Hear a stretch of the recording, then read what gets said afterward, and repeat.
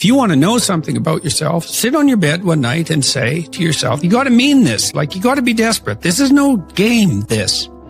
It's like, my life is not everything I want it to be, and perhaps it's not everything that I need it to be. And by need, I mean my life is so unbearable that the suffering that's attendant upon that is make me nihilistic, cynical, bitter, resentful, homicidal, genocidal, unable to have a good relationship, prone to punish people for their virtues because of my jealousy, driving the proclivity to see evil everywhere except within my own heart. Like, these are problems, man.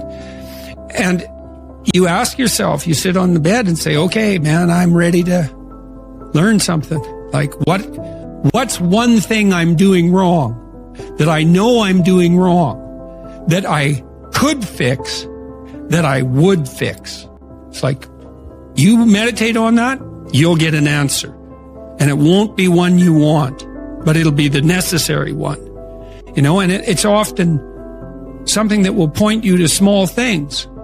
So Carl Jung said, people in the modern world don't see God because they don't look low enough.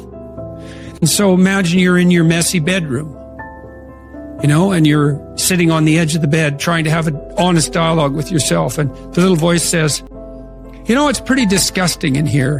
And you think, well, I'm way above such trivial niceties as organizing my room. It's like, well, that's pride. That's arrogance. If you're above organizing what's actually yours, how in the world are you ever going to organize anything else? And so you get on your knees and you think, well, it's time to, you know, take a brush to the toilet. And maybe that's where you start. And that works. Like, that works. You start making those micro improvements, like real micro improvements, real on the ground, actual micro improvements to things you know that are wrong, you'll improve unbelievably rapidly. We deserve some respect. You deserve some respect. You are important to other people as much as to yourself. You have some vital role to play in the unfolding destiny of the world. You are, therefore, morally obliged to take care of yourself. You should take care of, help, and be good to yourself the same way you would take care of, help, and be good to someone you loved and valued. You may therefore have to conduct yourself habitually in a manner that allows you some respect for your own being, and fair enough. But every person is deeply flawed. Everyone falls short of the glory of God.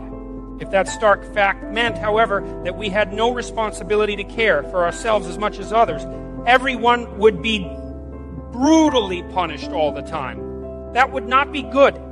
That would make the shortcomings of the world, which can make everyone who thinks honestly question the very propriety of the world, worse in every way.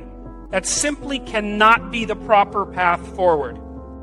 To treat yourself as if you were someone you are responsible for helping is instead to consider what would be truly good for you. This is not what you want.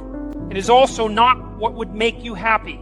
Every time you give a child something sweet, you make that child happy. That does not mean that you should do nothing for children except feed them candy. Happy is by no means synonymous with good. You must get children to brush their teeth.